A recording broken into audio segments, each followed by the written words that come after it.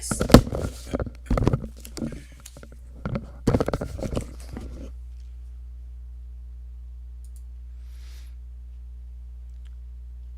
Check. I'm live. Good morning, everyone. Actually, I have to give me 5 minutes, okay? Be right back in 5 minutes.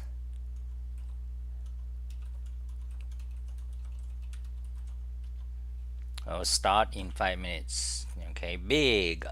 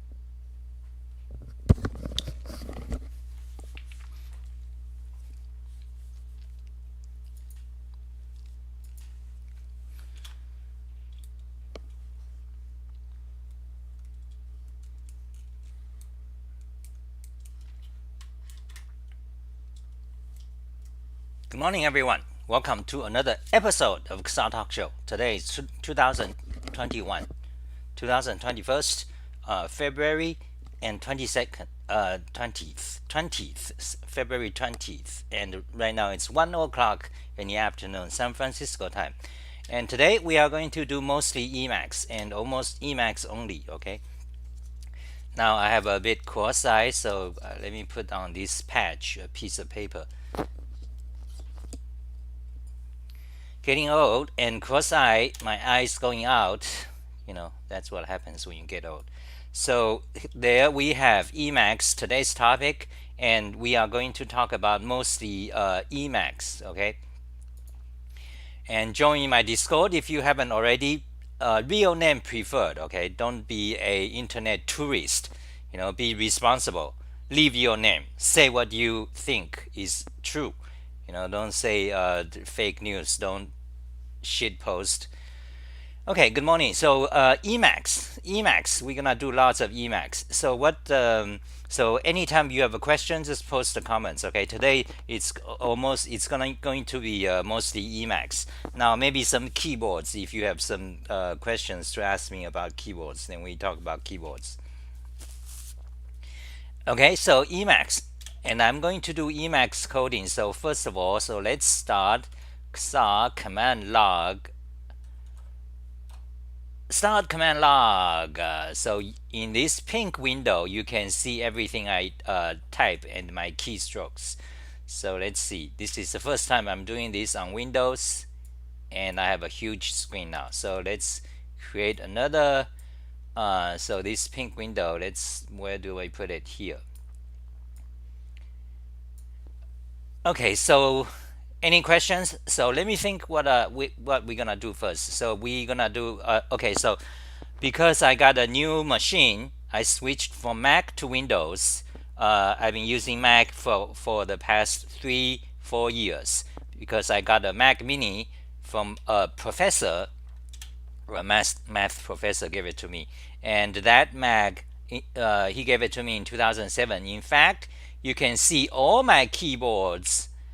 Let me show you. Okay, all my keyboards on my website actually. So you go to my Xah keyboard blog, then you go to Fun, then you go to Xah keyboards. So you can have a view of basically all my keyboards in the past 5 years or so.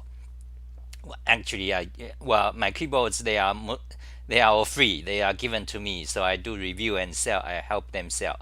So Kinesis Advantage you see many times. This is Gurgle from this guy in Canada. Do it yourself. And Ultimate Hacking Keyboard, fantastic, the greatest software, programmable software, Ultimate Hacking Keyboard, better than QMK. Okay, for those of you open source fanatics, let me just put that in. This software called Ultimate Hacking Keyboard Agent is the best programmable keyboard software out there, better than QMK or whatever the alternative versions. Okay, so Ultimate Hacking. So if you want a macro keyboard, this is the best one to get. Where's my OBS? So you see, where? You see the Ultimate Hacking Keyboard. So I have to show this every time. So hold on a second. Let me turn on full screen. Okay, hold on a second.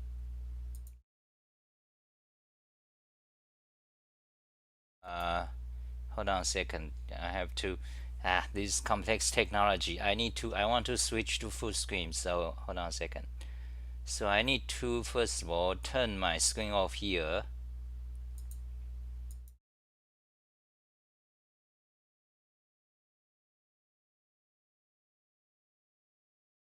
Check audio. Okay, that works. Okay, so you can see. Be careful here. I don't want to show anything private.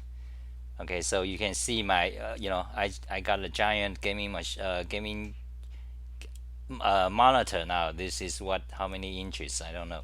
So this is Ultimate Hacking Keyboard. I showed 1,000 times almost every, and this is Kinesis Advantage 2 with linear red switches.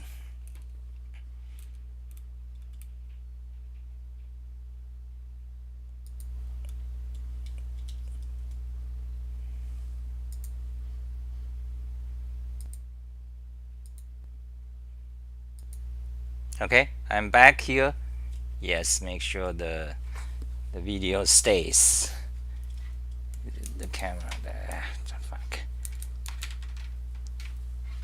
I need to get a new camera. This is lousy shit. Logitech 920. Don't buy Logitech 920. I have an article for everything. Search for Xah Logitech 920. You can see my review.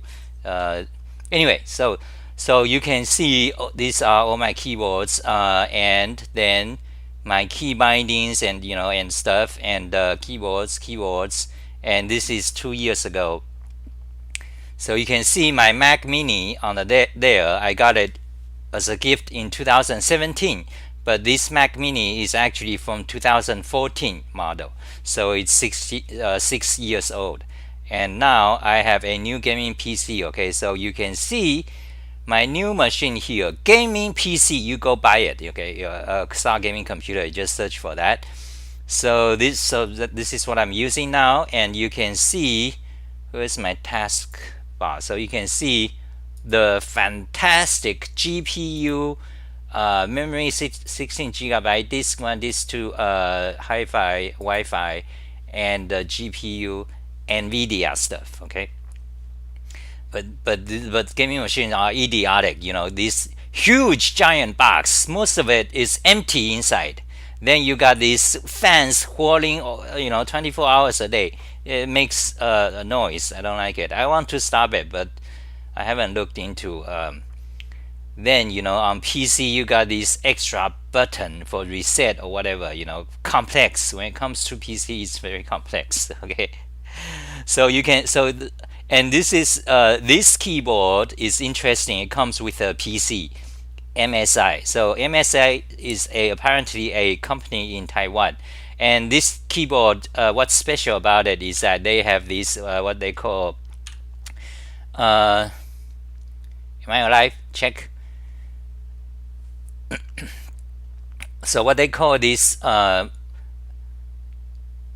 do they call it?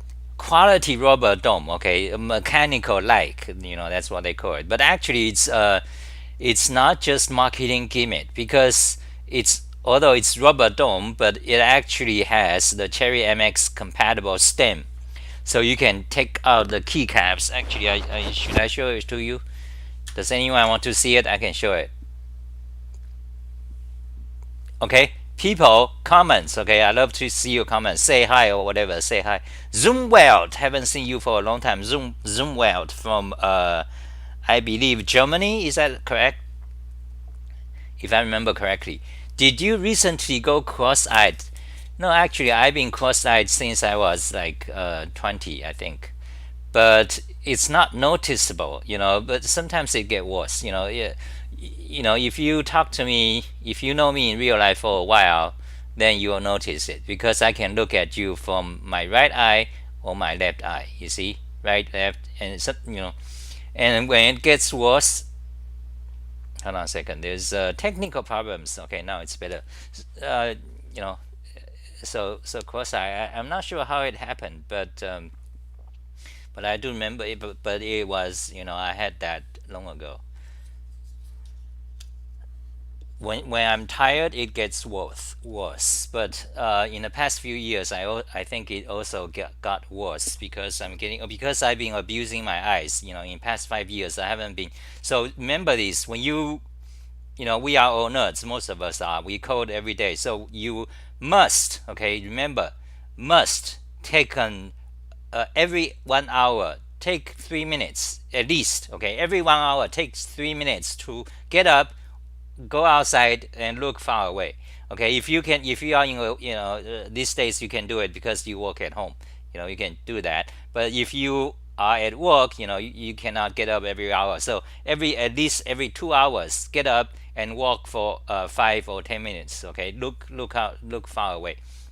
Important. This is very critical, because I've been sitting like almost 10 hours straight in the past few years. Anyway, yeah. So I've been showing my keyboards, and what else? So Florida, yes. Sorry about that. Zumwell is from Florida. Yes, that's right.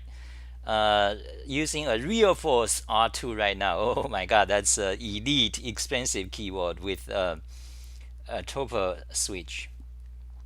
No, Topper. I don't like Topper. Okay, I know many of you. There are huge number of Topper fanatics, but I don't like Topper at all. So actually, we've been digressing. Okay, I wanted to today. Well, mostly I was going to talk about Emacs. I want to talk about Emacs.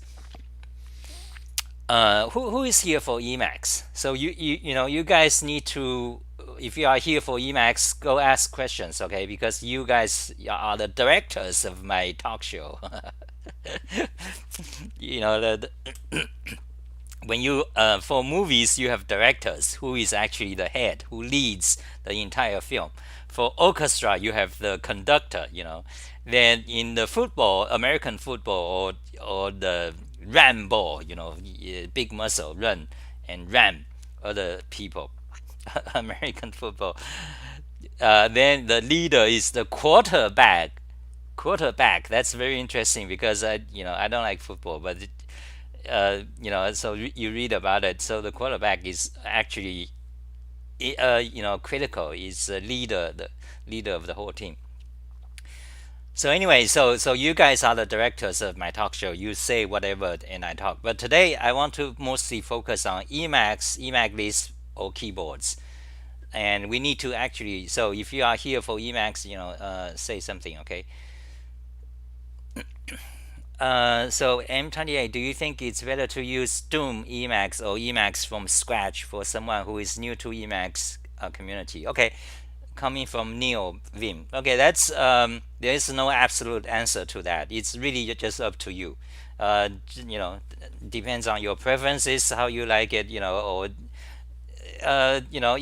sooner or later you're gonna try both probably. Okay, so if you feel like, I mean, just whatever happens, just do it. So if you happen to use downloaded Doom Max already, just go with it. If you find that you don't like it, then you switch to plain GNU Emacs, start from scratch. So either ways, there's no absolute answer. So I used to use these streams to teach me new things in this Emacs or JavaScript. Okay, I'm VI guy, so I'm here to create distractions. Fantastic. You create distractions, and I'll be like the the whack-a-mole. Every time you say something about Vim, I'll show how to do that in Emacs and better. Suggested Emacs setup on a MacBook. Well, Emacs setup is pretty independent. I mean, it really doesn't depend on, well, yeah, it doesn't really depend on operating system. On Linux, Windows, Mac, your Emacs in it will almost all the same, or be the same. Okay, the only thing that will be different is the key binding, if provided that you do want to your own key binding, but otherwise it's the same. So, but of course, key binding in Emacs is a big issue. If you want to be efficient, if you code all the time or use Emacs to type all the time, you do want to change your key bindings. Okay, so let's go to so let's show that. Let's go to my Emacs blog. So I have everything under heaven, everything you ever want to know about Emacs keys on this page. Hold on a second.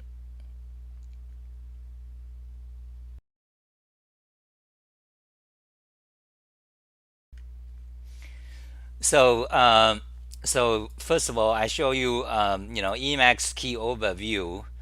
This is let me magnify. Okay, so magnify. Wait, I don't want, you see I have my keyboard set up supremely now that I'm on Windows. So every time I switch operating system, you have to kind of reset all my keys. So remember last video also, I talked about how in Windows you have different full screen methods. One is the F11 full screen, but then you don't get to see your tabs. That's no good. And also F11 is not supported in every app. Some app doesn't, it doesn't work. There's no such full screen, so that's a problem. Then you have the maximize window, win up arrow. You cannot toggle it. Then you have to win down arrow, or let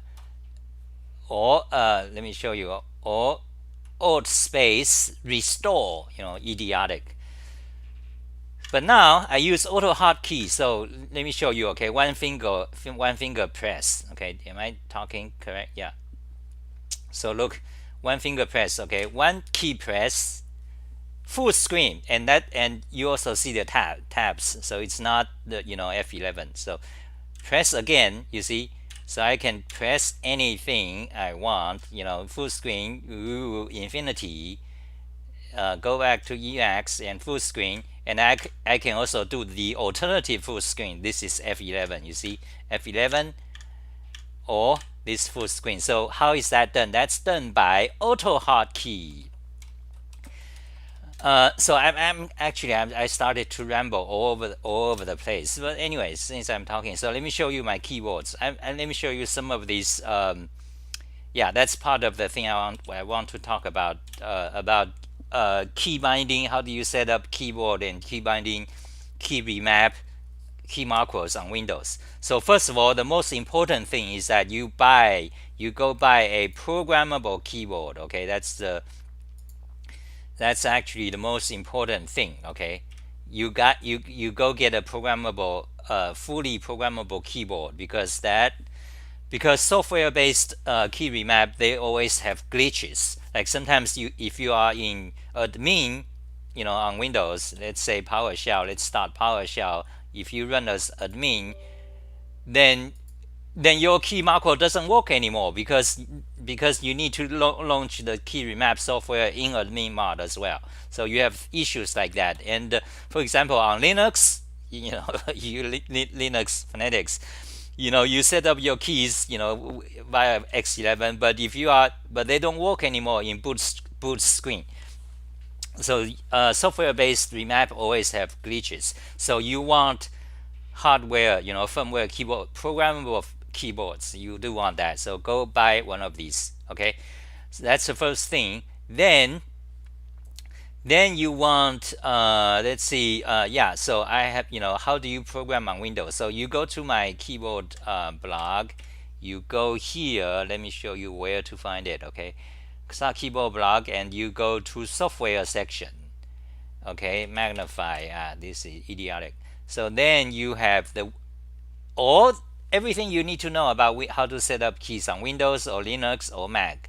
So let's look at Linux, for example.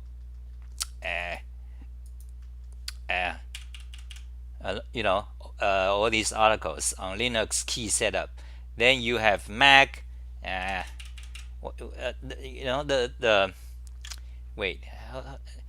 The Firefox does not remember my font size, so let's just go to Xah info.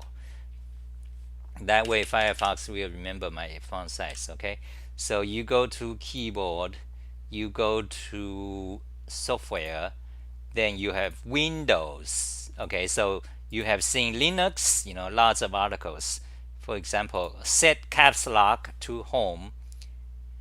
Then you have to turn on JavaScript. So then you can also set up shift lock, which is different from caps lock, because when you are in shift lock, the number key will also type symbols. It's actually shift lock. So anyway, that's all you need to know about Linux key setup. Then everything you need to know on the Mac, all the softwares available, and app launchers and other automation tools. Then I haven't been on Windows for 10 years. So in the past month, I've been working on Windows, and I updated all my articles, mostly done, almost all updated. So here, first of all, is a guide to all the softwares available. Which one? What do you first of all? What do you want to do? All these things, they are different, because different tools will not be able to do them all. It depends on the it really. So these are some fine details when you get into key mapping a lot. Not and then.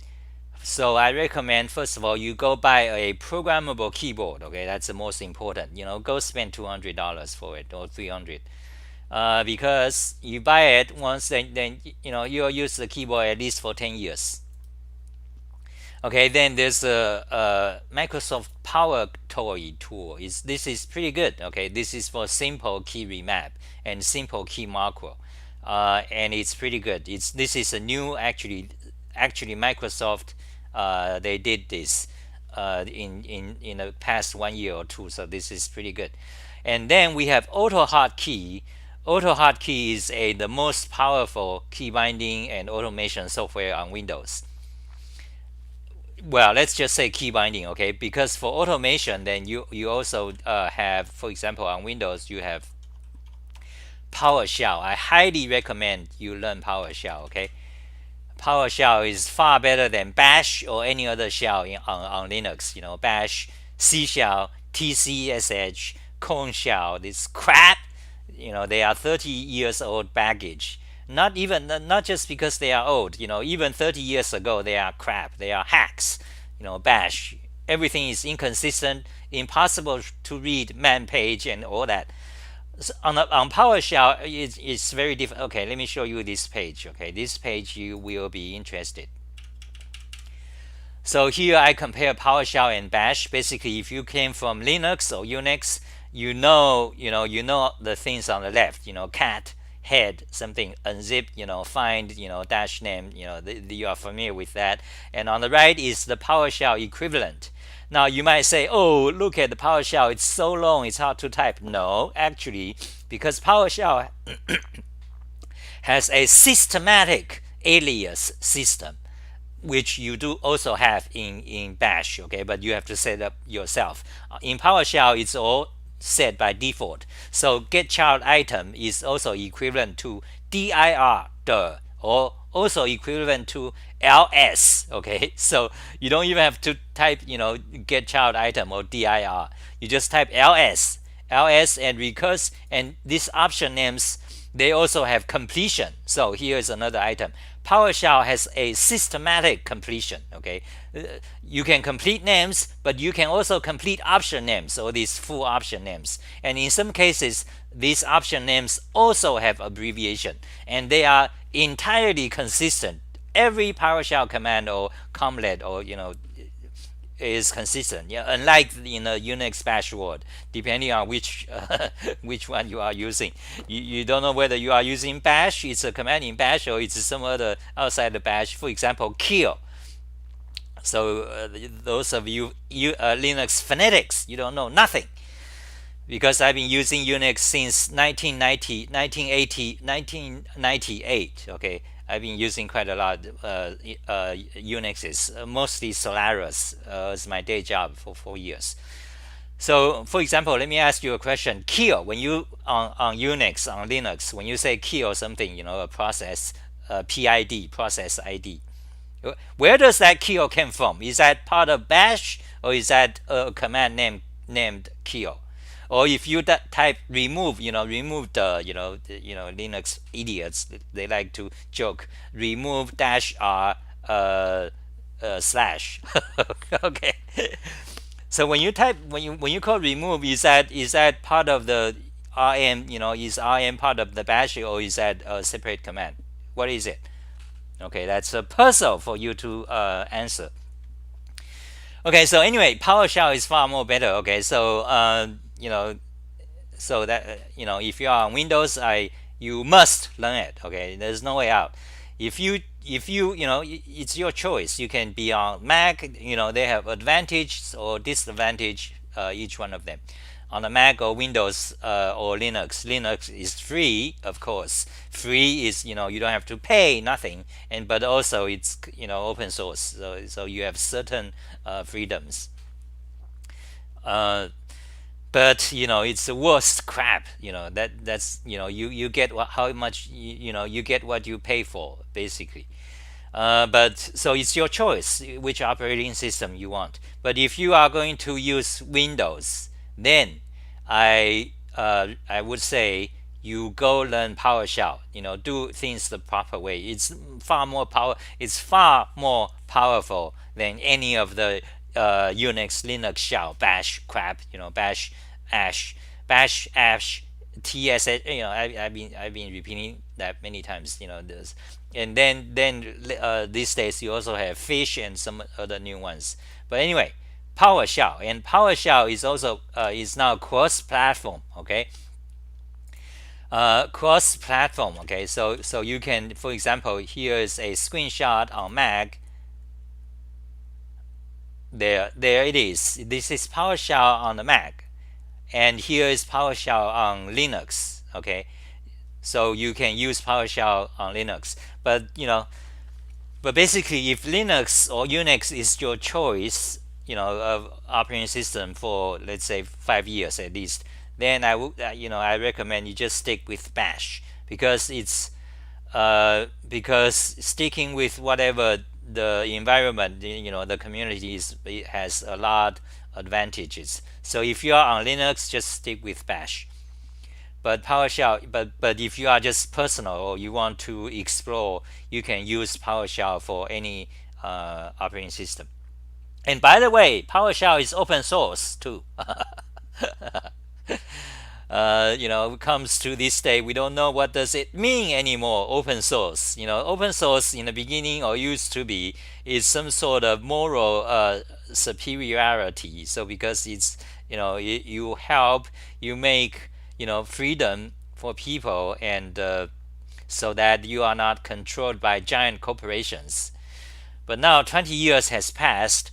Open source has become, the people who advocate open source the most are the most evil empires on earth, starting with Google and then Microsoft. Microsoft also owns Git.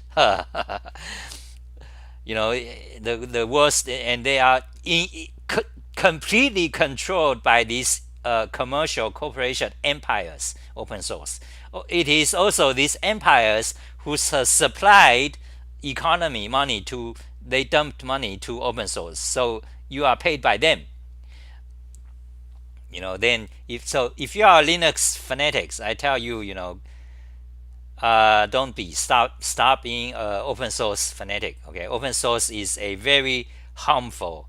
20 years ago, I was an open source fanatic. In fact, I was against open source. I was a free software fanatic. I was a supporter of Richard Stallman. That was 20 years ago, 1999. I have photos, and I am not going to go into to show it, because I talked about this before. But so there are two things that changed. First of all, you get older. I got older and I learned things.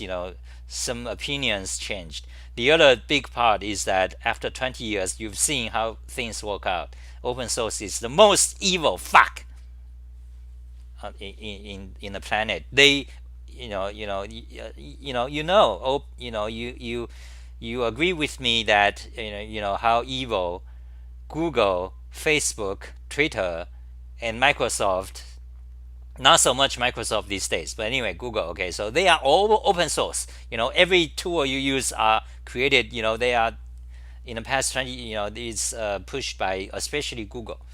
In the beginning, it's like, oh my God, Google is supporting open source. My God, yeah, look, Open is all using Linux. But now they have become so evil. And so don't tell me, I have lots of people, they keep telling me, oh, Xah, you should open source this or Linux. Oh, how come you are not, on Linux? Or crap. Like I feel like, go fuck yourself. Open source. That's how that's how I feel about the open source fanaticism. Okay. Now remember, it's fanaticism. That's no good. If you are simply, you think, open source is not bad. It's, as an opinion, it's a good alternative. Why not? So on one hand, you have commercial corporations. Yeah, that's fine. Okay. Then you also have open source. Yeah, that's good. Okay. But when it became a juggernaut, like right out, like how it is right now, controlled by all these giant corporations with, with a code of conduct, this egregious, fuck, controlled by them, it becomes a, it becomes, in the beginning, it's just, a small, open source is the underdog. You have the giant corporations up there. They are all against open source. Then you are open source for small people like us. We are fighting. You think you are freedom fighters, but not today. Today, the open source is the empire. If you dare to say you don't like open source, you'll be killed. You'll be killed. you'll be canceled. That's today's word, canceled. And all your friends, like among yourself, I know many of you are open source fanatics still, but I'm trying to persuade you, okay? Because I'm open source, then you're gonna distance from me, or that guy is, he's saying crazy things about open source. I don't want to be friend with him. So that's so I'm telling you the situation about open source. Don't be an open source fanatic. Okay, so one thing leads to another. Let's go back. So PowerShell. Okay, so let's go back to. So I recommend PowerShell if Windows happen to be your platform. Okay, go learn PowerShell. Okay, so copy it back to Emacs. So let's see my all one key operation. So go to Xah Talk Show, magnify, open that, magnify. So I'm going to start to post some of the things we talked about. Okay, not actually. So link show in browser. Okay, so that's PowerShell. Then we talked about open source. Then we talked about auto-hotkey. So auto-hotkey, back to auto-hotkey. So I have updated all these pages. So auto-hotkey is fantastic. Okay, so you should learn it.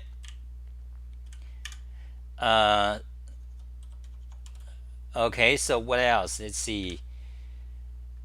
AutoHotkey. Okay, so Mac keyboard. Okay, so then keyboard shortcut tutorials.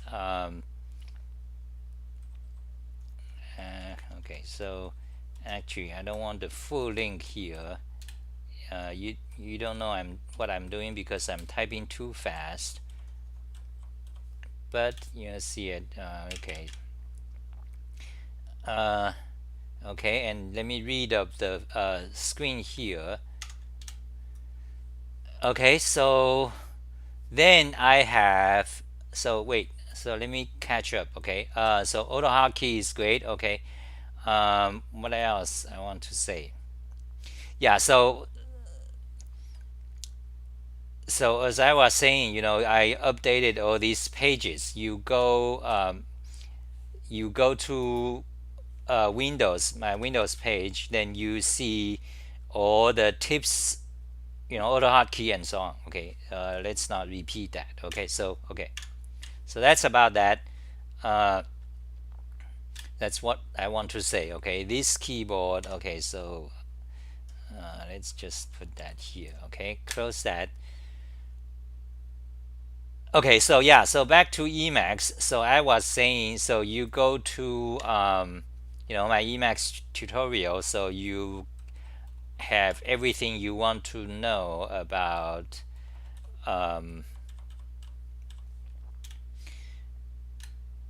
Emacs, right? So let's see. So let's see.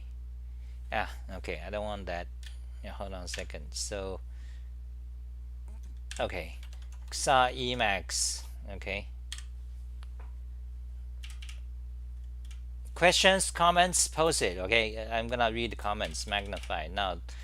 Magnify them once for all. Go to Emacs keys, and then Emacs keys overview.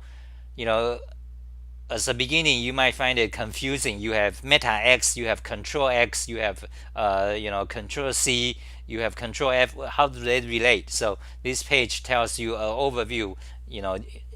Categorize how the Emacs, which key they use. Then you have keyboard layout diagram. Then you have Emacs. Then you have how to define keys. Everything you want to know about how do you set keys on Emacs, and also explanation of what is the meta key. The most famous thing about Emacs, the meta key. One of the most famous key issue, meta key. So anyway, so all this page tells you about Emacs key binding. Okay, then let's see comments. 38 minutes now. Emacs. I love free ethics, but as a Linux user, it's really dreadful sometimes. Free software phonetics.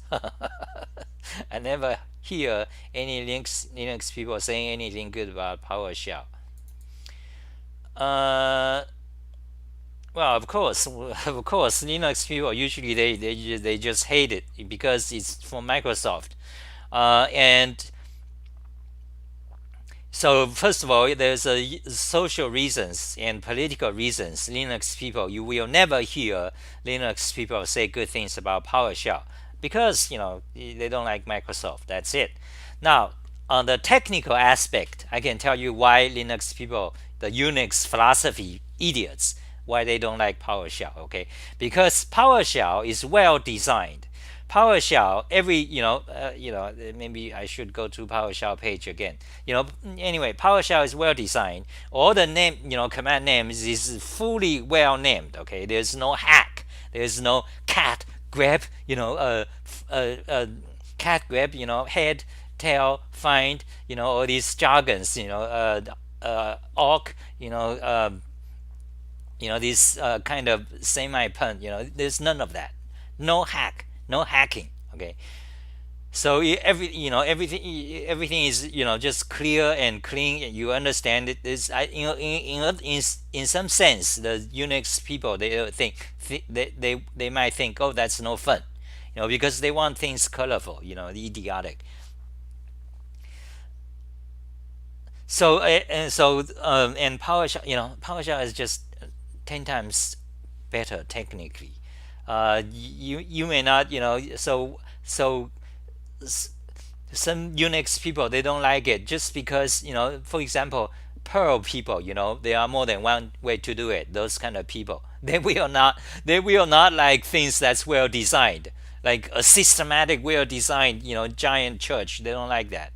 They want hacking, tiny, incomprehensible, intertwined spaghetti and Linux kernel. Oh, you have to trick memory. They like that. Fuck Linux, Unix philosophy. That type of people. They want to dive into C. Oh, look at the C source code. The fucking idiots. Yeah, change mod and change on. That's Linux. That's so there is my Linux tutorial. Okay, shell basics.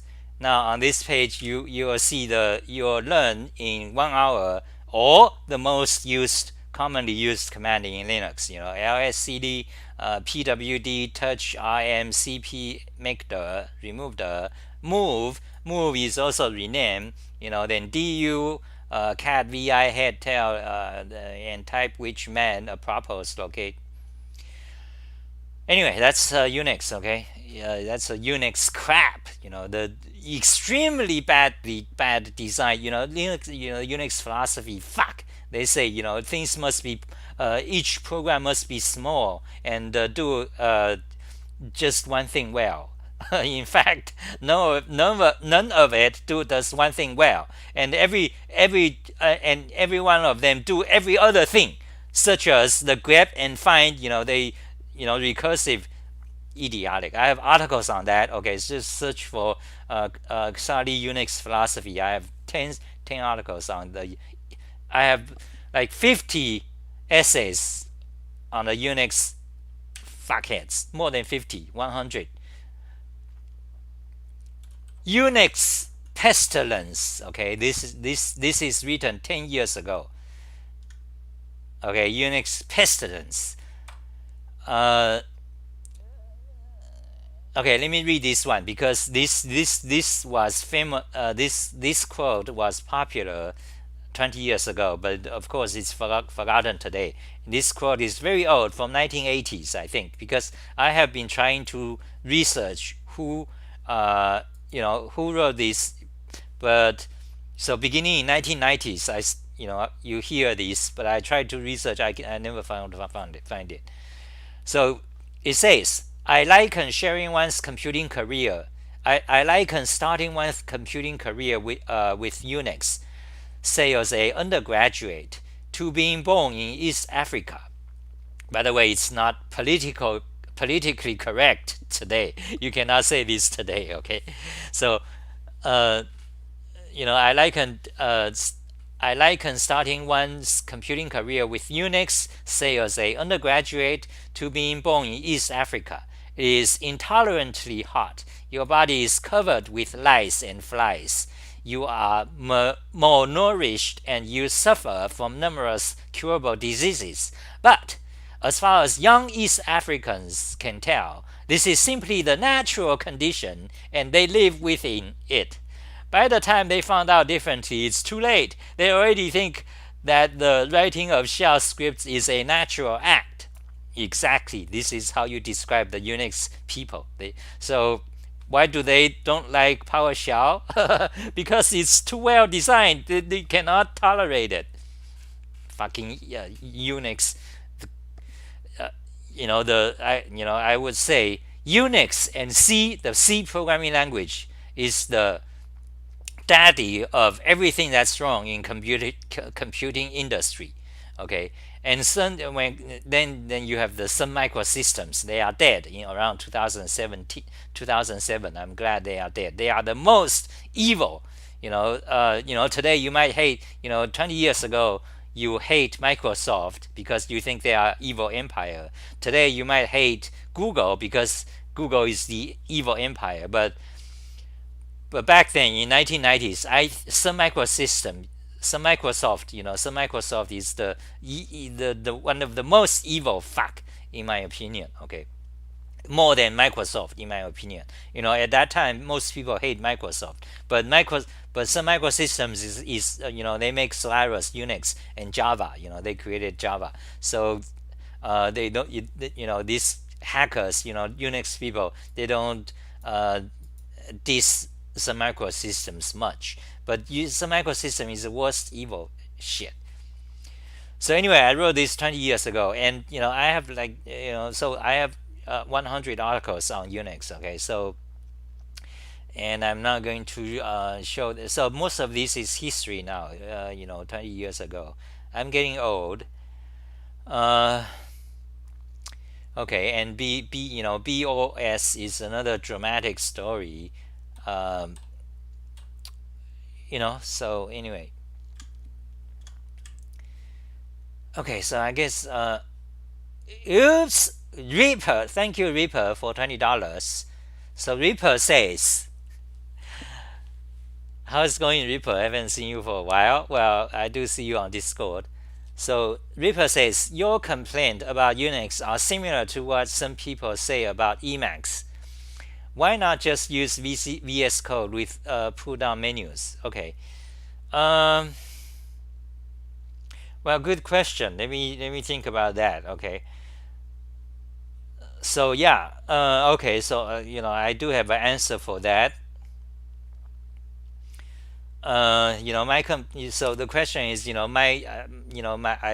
bitching about against Unix, and Reaper says it's somewhat similar to other people bitching about Emacs because those are old. Also Emacs is you could say from the Unix background, but not exactly. Okay. So why don't I just use VS Code? Actually, I've been thinking. VS Code is pretty good. Okay. But let me tell you some of the things you may not know. And many of you do not know. Okay. Now Emacs people and GNU Emacs and Richard Stallman, they are not part of the Unix community. Okay, in fact, they are the antithesis of the Unix community.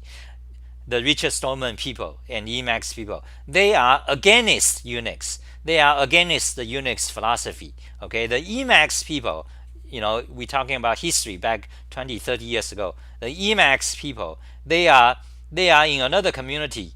It's either Lisp community or the ITS, I think, the Motex community. Okay, that's beyond my time. I don't know much about Motex, but anyway, but what I know is that Emacs, you can say they are from the Lisp community or Lisp machines. Okay, and in fact, they are very much they are explicitly against there's a war between the Lisp camp and the Unix camp. Unix, by the way, you know how the Unix name came from? Unix is a pun against the Motix. There's operating system Motix, and came up the Unix, the new kids on the block. They are going to make fun of Motix, so they created this hack, tasteless fuck Unix. That's what Unix means, eunuch. People without a penis. People whose penis been cut off. Unix. So they make a pun, out of Unix to Motix. So that's how the Unix. So you like Unix philosophy. That's Unix philosophy. They like the sloppy hacking. Like puns. This tasteless fuck. Like the pearl. More than one way. Tasteless Unix. So the Emacs camp, and they are from the artificial intelligence camp.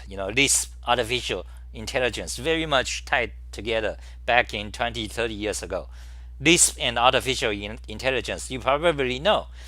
Even today, because Lisp is the father of artificial intelligence. Or research, like today we have a lot of artificial intelligence. They just don't. They are not just suddenly all of a sudden invented by Google. They have deep roots 20, 30, 40 years ago, beginning with Lisp. Okay, Lisp, John McCarthy, 1960. Okay, Lisp, and then you have Emacs. Okay, eventually you have what's called Lisp AI winter. Then Lisp companies died out, but back in 1980s it's over, in the commercial world and government military world, AI research. So that gave us a lot of the root for AI today. For example, neural networks, it's all popular today. Neural networks that came from 20-30 years ago. Okay, of course today's version is much more improved. We know much better. We have better theories and so on. So anyway, so I was saying Emacs was never part of the Unix philosophy, Unix camp. So so they are separate. So back in 1990s, I despise Unix. I despise everything, the Unix philosophy, the Unix people, crap. But I'm a advocate for Emacs. I'm an advocate for Richard Stallman. I'm a proponent for free software. Of Richard Stallman idea, and against the open source fuck by the ERS. ERS is a scum. Okay, Eric Raymond, right? I think I got a name right. Yeah, ESR. Yeah, ESR. ESR is kind of a crackpot. Okay, but anyway. So I was very much, I'm in the Lisp camp. I'm in the Emacs camp. I'm also for free software. I'm very much for free software. In fact, you can see a quote of mine here saying that, okay, so GNU is not Unix. Software freedom, copyright, and open source act related hacks. Okay, so I have a video. I did a video. When it comes to these topics, I can talk nonstop. I did a video half a year ago. Yeah, actually more than one. So I was a proponent. So I wrote this. Okay, in 2002, I wrote this. So you can see how I felt back then about the war between open source and free software. Okay, so I say of the open source, which is one of the most paltry idea of humanity, of Dodds musing, Popper's plead, a offshoot and outright turncoat of Stallman's vision and hardship, dressing itself as the mediator between Free Software Foundation and businessmen, fiddling and hawking a pipe dream of its own, a pot calling the kettle black, thieves and slouches backseat. And in the end, it's just another fantastic fad, pest of the world, that is lingering, a sucker of programmers' blood, a ruse for the enterprising corpse, a desperate, incongruous splash of vaporing nothingness that we shall see. So that's what I said. I despise the open source. I don't like it. I'm a proponent of free software foundation because I think it's came from the moral, the inner moral uh, quality. Not just open source. But it turns out I was wrong. I was wrong in so many. I was completely wrong. First of all, look at the I said that open source is just going to die. Okay, no, actually, free software foundation is dead. Okay, open source is become the king, is the empire. Google, Microsoft, open source, the empire. Ruling the earth. While Richard Stallman, the free software foundation is dead. Nobody give a fuck. You still have Emacs with 10 users, counting me. Me and you guys, we are the Emacs users. That's it.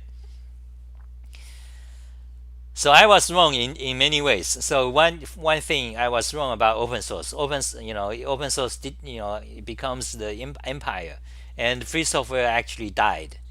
The second thing I was wrong is that the free software the idea is no good actually. And Richard Stallman, he's very problematic. He's the problem. The reason, part of the reason the Free Software Foundation failed is because of him. That guy himself. And also the very idea of the Free Software Foundation, like freedom, for people, is actually wrong, because it is that idea that led the open source, that drive the fanaticism of open source, and look at how evil they become. But where the open source idea comes, it borrowed most of it from the Free Software Foundation. In other words, the heart of it is communism. Okay, 20 years ago, many people 20 years ago, they don't want to admit, Free Software Foundation, including the open source. They will say, oh no, we are totally different from communism. Actually, it's exactly the same idea. Free Software Foundation, freedom. Anyway, so that's history. So back to the question about Emacs. Oh, that's $20. That's big, fat, juicy $20. Thank you, Reaper. So back to the question. So I guess I gave the reason why Emacs is actually very different from the Unix camp, Unix philosophy. Okay, so it's actually very different. Okay, but however, Emacs is also pretty old now, and they don't, the technology, they don't, the Emacs list in, they don't improve. They don't improve much, and the Free Software Foundation, the organization, have lots of problems. Lots of problems. Emacs is dying and dying, less and less people using, and we need to kick Richard Stallman out of the Emacs dev. Okay, we need to maybe you guys can do something about that. Kick that guy out. Anyway, the today's situation is so bad. I mean, even if he's out, who is gonna lead Free Software Foundation? First of all, that's a question. So first of all, Richard Stallman is very bad. Okay, he did. He was. We must thank him for what he did. He is actually. He did a great thing. He spread. I mean, even if Free Software Foundation is not a great idea, but we still need to thank Richard Stallman because all the different philosophical ideas, we can never absolutely say which is bad or which is wrong. At least he has a vision and he did something which today gave us open source, okay, for good or bad. So and also Richard Stallman is not a bad person. Okay, Richard Stallman is a good, he's a good person. Okay, so we need to thank Richard Stallman. That's, first of all, that's one thing. Not like the social justice fuckheads, cancel culture, and once they cancel you, they erase what all the things you did, and they say then you raped people, and that's what the social justice people are doing, and also Google, Facebook, they are all doing that. they become, they are the most powerful elite today. So anyway, we must thank Richard Stallman. That's one thing. Okay, but Richard Stallman also, he's very old now, 60 something. He also needs to retire. That's also true. So he is doing a lot of harm. He's preventing progress of Emacs. So we need to tell him to get off. He's preventing progress. Okay.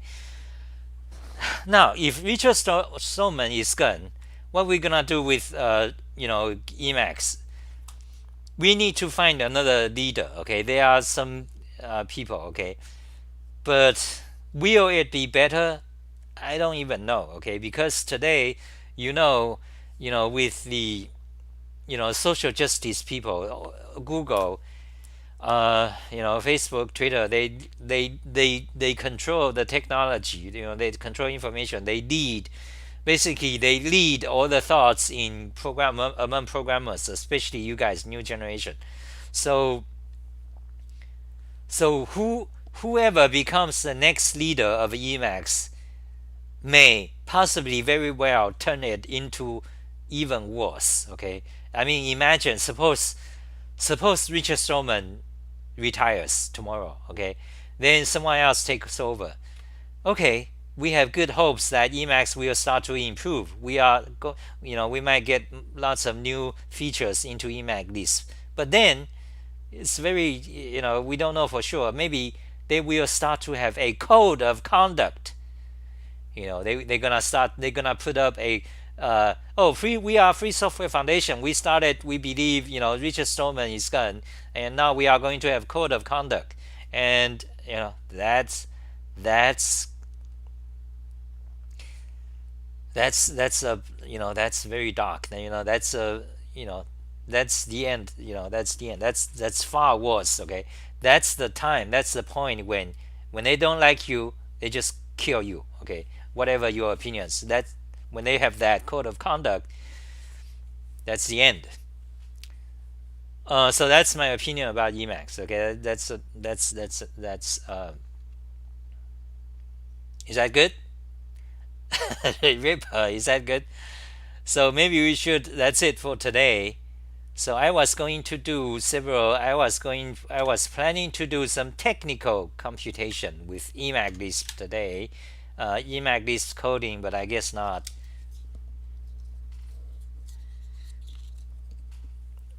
Let's see what. So another article. Let's put it here. So close that. Copy. So all single key press. Okay. Now you see, I have this page. I want to switch back to Emacs, back to browser. I want to copy the URL, one single key press, back to Emacs. Now I want to paste it, one single key press. You see? And link. Okay, so actually I don't want to link it that way. So I need to open it because recently I did something to my Emacs commands. So anyway, free software, communism, ideologies, and policies. Okay, so there it is. There is your, and by the way, here is the fun animation. Chaos, it's GNU's all the way. And then we have the open source logo, open source initiative. By the way, open source is an organization.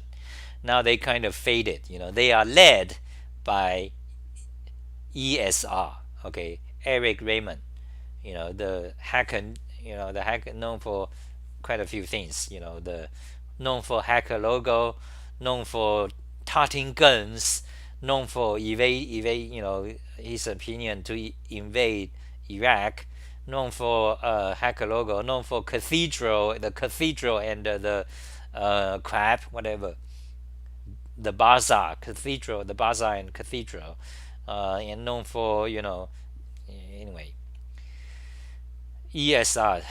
Let me show you a photo. Okay, so let me, I have 1,000 articles. Okay, wait, shrink. I want to go back to here, magnify. I want to go to ESR. Okay, there it is, magnify. So here you can see Richard Stallman and Julian Assange. He's been kind of sad. Then you have Richard Stallman, the young Richard Stallman. Then you have ESR. Okay, so here's Julian Assange and Richard Stallman. Here's Richard Stallman, and this photo is back in I tracked back, you can read it, like 1980s, 1970s mostly. And here is Eric S. Raymond. Okay, I don't like him, but he's also getting old. They are these old generation of hackers. They are even one generation before me, and they he's also getting very old. So this photo is 2015. Okay, mostly I don't like this guy. I think he's some sort of crackpot, but not too bad. Okay, he's not. There are far worse people in programming community. Far worse. I can name a few. Okay, these scums, typically very rich, powerful, elite scums of the social justice scam membership. There are quite a few. For example, I would say, let's not name people now. So, ESR, and he's also, by the way, he's also against social justice, but, you probably know a few years ago, Richard Stallman has been hit by the social justice scam. Also very sad. He did nothing wrong. Richard Stallman did nothing wrong. But anyway. Okay, that's it. I have articles about that. You can also actually find them. I detail the accounts. So where's Ripper? Ripper, is my answer satisfactory? And that's it for today. Thank you guys for watching. I've been talking for 1 hour and 9 minutes. So today it became a giant rant. Open source and free software and political issues and Emacs. Okay, at least we did talk about Emacs, and also we talked about Windows. Okay, so let me read a few more comments and that's it.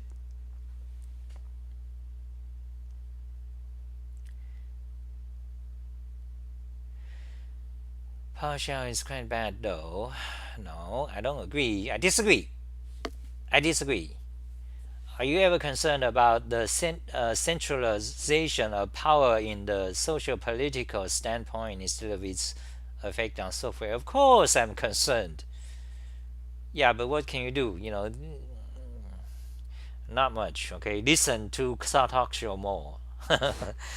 So I would ask, what can you do? So that's the question. Okay, so I recommend, don't use Twitter. Okay, stop using social network. If you are a programmer or whatever, I don't, most of you guys are programmers. I'm a programmer, so I don't know what to recommend if you are not a programmer. So I recommend, so if you are a programmer, I recommend you go study math. Okay, math is a thing I love. Or you can study programming. Okay, you don't have to hate Unix as I do. It's a technology. They are good and bad. And also when I talk, often it's dramatic. Okay, so it's just drama. Okay, so Unix. So you learn. Especially if you are younger. So you go study math. Do your homework or whatever. Do work. Read things. Read a lot of things. And don't shit post. I don't like those memes. The millennial generation invented things. Memes, shit post, or being anonymous. Okay, say what you mean. Be responsible. Okay, doesn't matter what's your religion. Be responsible online. Don't shit post and joke and whatever. If you are playing games with friends, yeah, go. Fine, that's fine. But don't Don't go to any website and just post whatever crap, or and don't ever go post things so that you get thumbs up. Okay, don't forget that. That's the that's the root of how they turned the whole internet into shit, into clickbait, then into division in United States. It creates problems. So that's my recommendation. So read a lot and be don't join in don't join codes. Be watchful of the open source or free software ideology. Also, you know do not fall. I would say do not think critically. Especially today, the universities, they are like they are almost like 50 years ago in Germany. Any opinion, if you disagree, you are banned, your books are banned, and you are fired. So that's the situation in universities, and they think they are doing good, but that's the root of that's how evil rises. That you know what I mean. So that we have that situation. So you want to be careful, and and also if you are the young people, if you are brought up, maybe if you are trans, if you are gay, if you are brought up, you believe all these things. So then you listen to me. What the fuck? Then you might say, "What the fuck is this guy? We need to cancel that guy right now." Okay, I haven't done anything. So I would recommend, if you are watching my show, I would think a bit more. Okay, so that's what I have to say.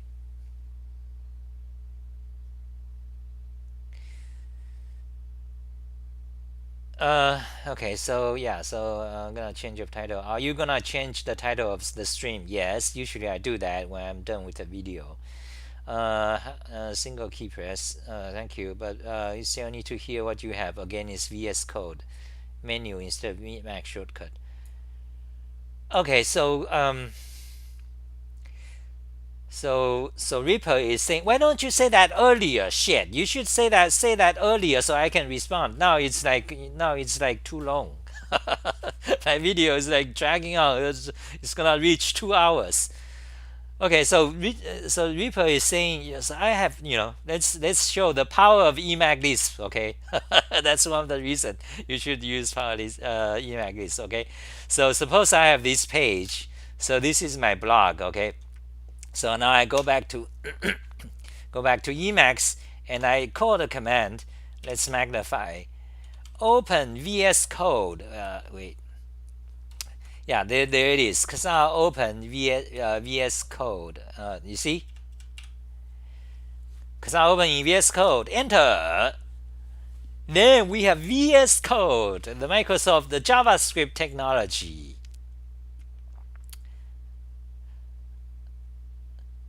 So the question, so why don't I use VS Code? VS Code is pretty good, but let me tell you why. There are some problems. Okay.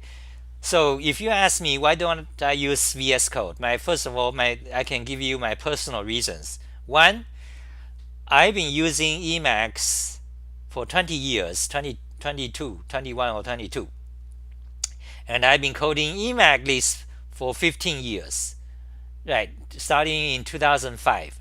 So I've been coding 15 years Emacs list, so I know Emacs full well, and so if I'm gonna switch to VS Code, that's a disadvantage, because then I have to relearn. I have to learn a new technology. On the other hand, I already know a lot. That's a serious power. So it doesn't benefit me right away if I switch to VS Code. That's one reason. The second reason, let me tell you the second reason. Okay. Now look at my processes. Okay.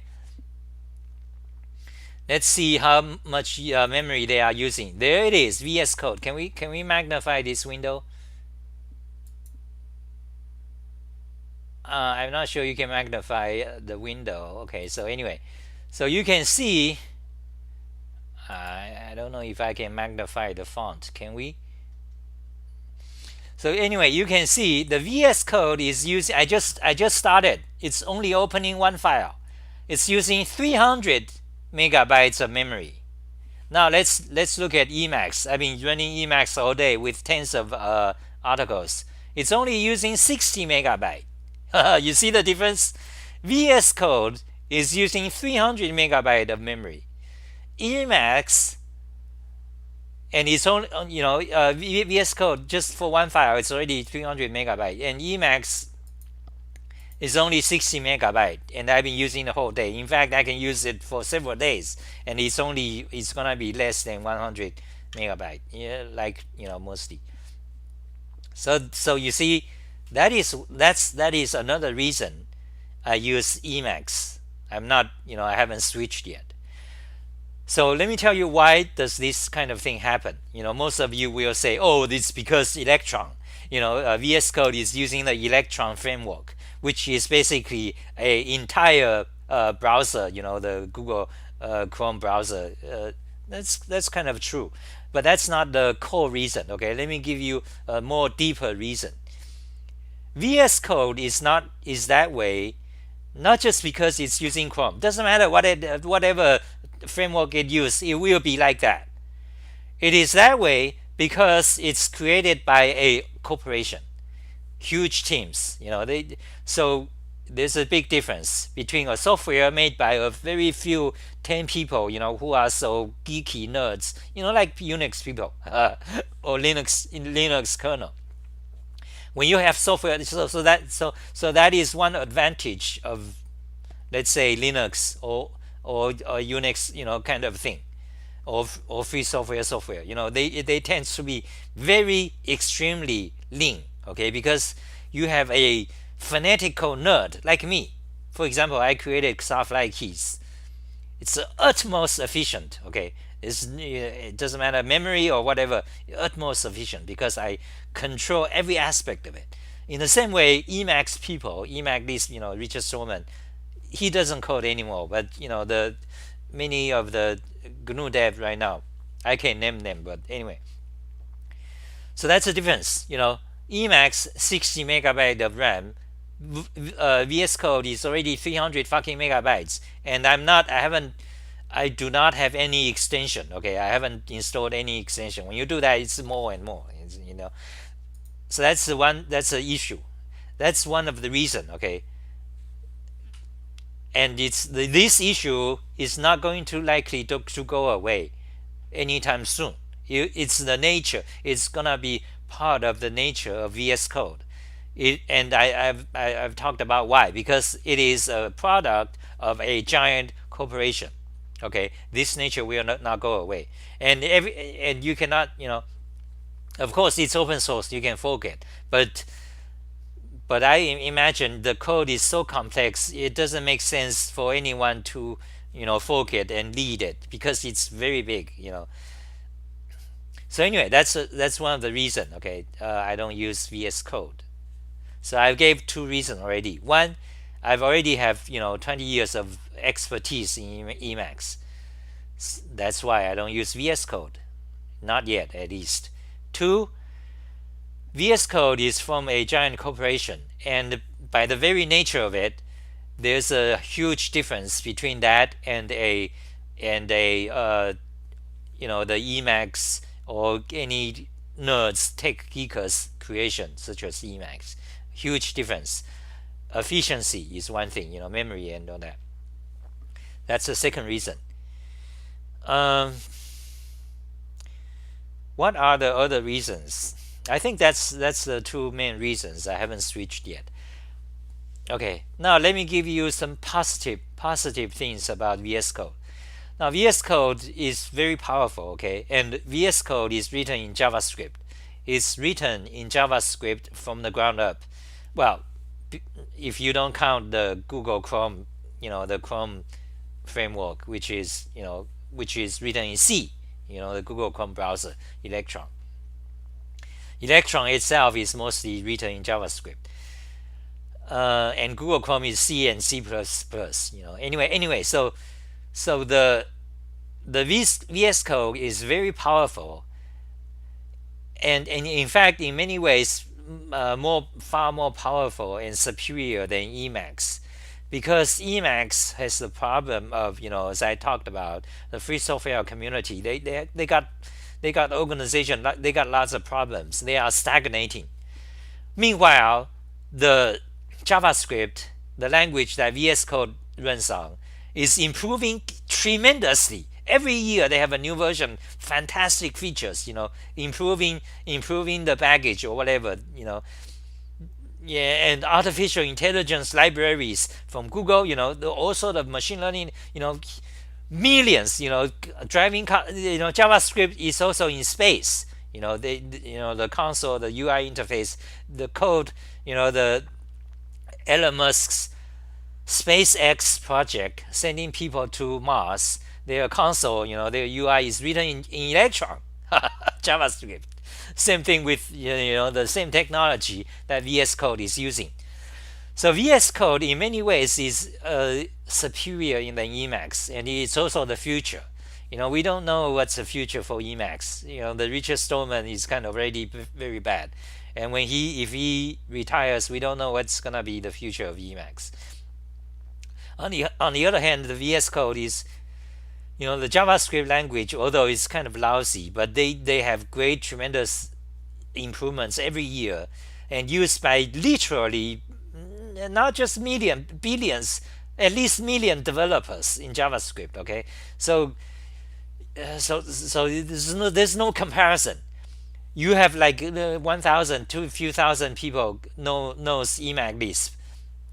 There are few tens of millions of the top JavaScript expert, and JavaScript, in the world, and JavaScript as a language, as a programming language, is also by now far superior and powerful than Emacs Lisp. Okay, so Emacs Lisp it's becoming very problem.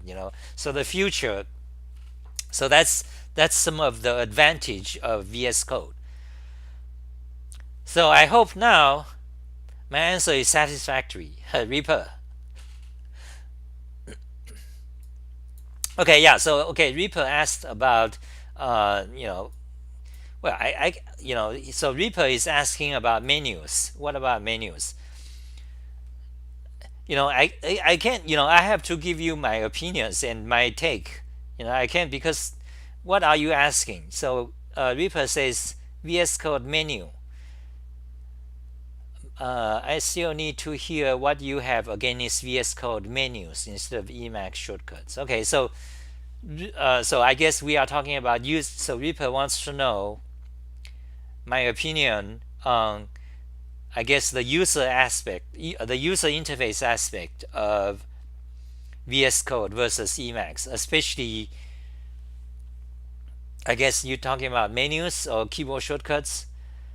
So on that topic, I don't have much opinion. I mean, because I haven't dived into VS Code. Now, out of the box, both of them are pretty bad. Okay, let me explain. Out of the box, the Emacs key binding is worse. It's worse, and it's the worst in all technology from history. Okay, all application, all their shortcuts. If you compare all of them to see which application in of software in human history, Emacs the Emacs default key binding is worst by a magnitude. Okay, even compared to all the DOS software, Emacs people, they don't know, they including probably some of you, they still think, Emacs keys actually are consistent or something. No, Emacs key binding is the worst of them all. Okay, you use it, you have RSI, like many of you do already. RSI, you go see a doctor, your career will be done for. You can no longer type anymore. That's Emacs. So out of the box, Emacs key binding is very bad, and the VS Code is better. Okay, However, now because I've been coding Emacs, so I know Emacs inside out. So you can create entire key binding in Emacs, so which I have done with which is Xah keys. And if you do that, that key binding is supreme. It's the most efficient in human history. If I can claim that. So Xah keys key binding is the most efficient in terms of efficiency, the number of key presses to do some certain things in human history, better than VI, better than Vim, better than NeoVim. You can actually count it. Go do the VI golf yourself if Xah key. You can see you can beat the all of them. So Emacs, if you use the default keys, it's the worst. But it allows you can switch to a different key binding, or you can switch to Evo, which is okay. It's pretty good. Then the story changes. Then those key bindings are better than VS Code, okay? Because VS Code it's the traditional, Control Shift, the code keys. Now, but what I don't know is how customizable and how is the customization system in VS Code. I suppose I'm guessing it's pretty good, but it's just that I haven't spent time. So if I dive into it, spend several hours a day, maybe I can see how easy it is to change keys. And there are already extensions or plugins that allows you to have, I believe, in key bindings and also model, and I believe there's also actually some people did Xah keys for Visual Studio Code, or at least a prototype version of it. Yeah, I believe I've seen people do that. So that's my opinion. So I don't know if that answers your question. Okay, that's it for today. We need to shut down. It's like close to 2 hours, right? 1 hour and 28 minutes. Yeah, that's it for today.